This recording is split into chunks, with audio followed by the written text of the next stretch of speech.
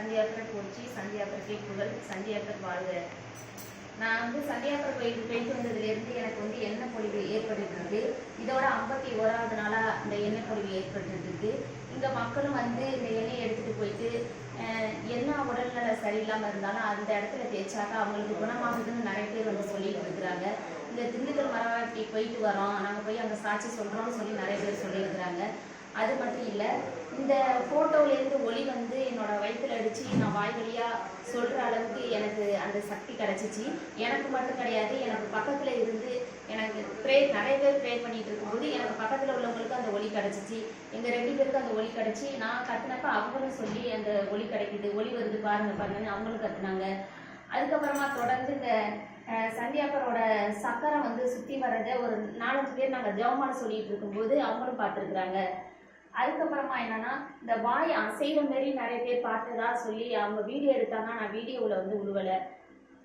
இதேமாரி நாங்கள் ஒவ்வொரு நாளும் ஒவ்வொரு அற்புதத்தை பார்க்குறோம். அது மட்டும் இல்லை, இந்த விளக்கு மெழுகுவத்தி எரியும் போதும் பிரகாசமான ஒளி வருது. அதில் ஒளி மட்டும் இல்லை, அது பரிசுத்தாவியோட ஒளி அப்படிங்கிற புறா வடிவில் நல்லாவே தெரியுது. நாங்கள் எல்லாருமே பார்த்துருக்கோம். அதை நீங்களும் சந்தியாபுரம் கோயிலுக்கு போங்க. நீங்களும் இதுமாரி புதுமைகளை நிறைய பார்க்கணுன்னா சந்தியாபுரம் கோயிலுக்கு போயிட்டு நம்பிக்கையோட ஜெபம் பண்ணுங்க, உங்களுக்கும் நடக்கும்.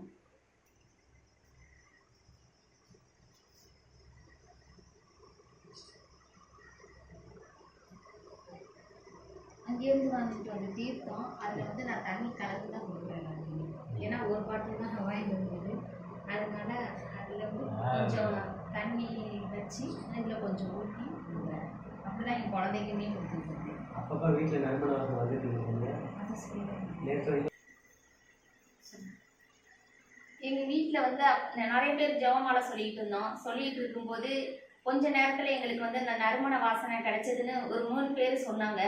அதுக்கு முன்னாடியே எனக்கு இந்த நறுமண வாசனை கிடைச்சிச்சு. அப்படின்னா ஒரு 3 வாட்டி எங்களுக்கு அந்த நறுமண வாசனை அப்பப்போ வந்துட்டு இருந்துச்சு. ஃபர்ஸ்ட்ல கொஞ்சமாக லைட்டாக தெரிஞ்சிச்சு, அதுக்கப்புறமா அதிகமாக எங்களுக்கு அந்த வாசனை கிடைக்க ஆரம்பிச்சிச்சு. நிறைய பேர் சொன்னாங்க, இங்கே வந்ததுமே அந்த கோயிலில் இருக்கிற வாசனை இங்கே நாங்கள் உணர்ந்தோம் அப்படின்னு நிறைய பேர் சொல்லியிருக்கிறாங்க.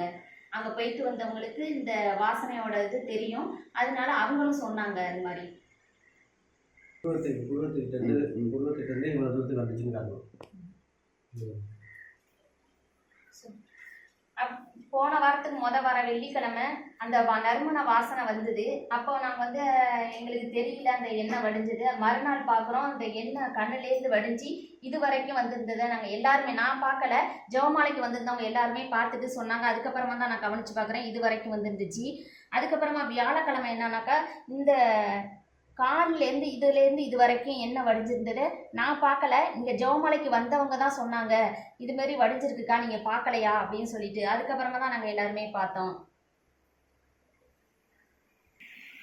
சொல்லுங்க. சந்தியாகப்பருக்கு நன்றி, சந்தியாகப்பர் புகழ் வாழ்க.